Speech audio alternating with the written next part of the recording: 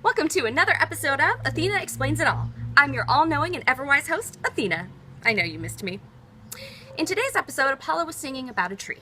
This is not as weird as it sounds. Okay, it is as weird as it sounds, but if you recall my last vlog, I mentioned that Apollo is technically in love with one. A tree. And I'm not lying. Confused? You should be. But don't worry, I'm here to help. We just have to go back in time a little bit.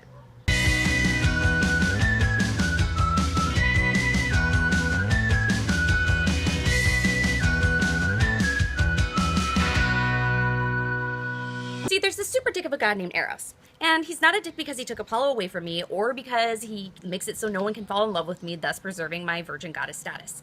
It's because Ares is his father. And we all know that nothing but terrible comes out of Ares. Ugh. So anyway, Eros and Apollo never really get along. Normally it's not very big, but this one day things really got out of hand. Apollo is the god of a lot of things, kind of like how I'm the goddess of a lot of things. We have so much in common. He's the god of truth, prophecy, the sun, music, healing, sexual healing. And his weapon of choice is the bow and arrow. And so one day, Apollo saw Eros shooting a bow and arrow, and Apollo wasn't too keen on Eros muscling in on his territory, so he did the unthinkable. He called Eros a child. The nerve! As if any of us gods were ever actually children.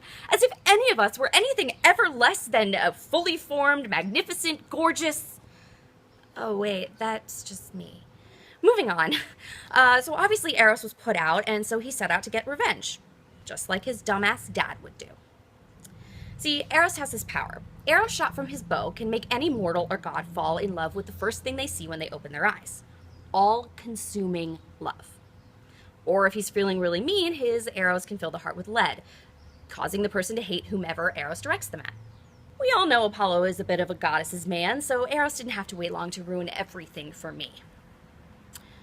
He waited for Apollo, sweet, innocent, I'd be willing to share Apollo, to be staring at this nymph chick named Daphne.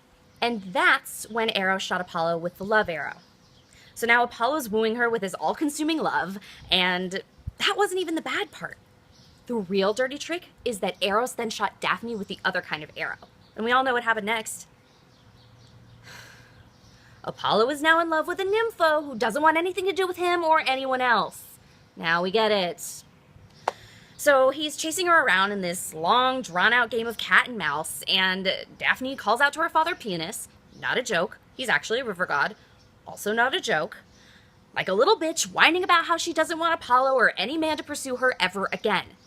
So he did the best that he could, just like all fathers do, to protect his virgin nympho, not even pretty enough to start a war daughter.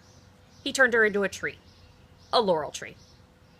And that's why Apollo's all extra broody now, because even though she got turned into a tree, Eros' spell still isn't broken. And so, Apollo is in love with a tree. Told you I wasn't lying.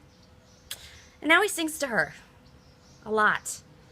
So in this last episode, Apollo wasn't singing about me, and definitely not Aphrodite. He was singing about a tree. To that tree. Yep. Thanks for watching. Please like, comment, and subscribe, and be sure to tune in next Tuesday. Until next time, this is Athena Explains It All.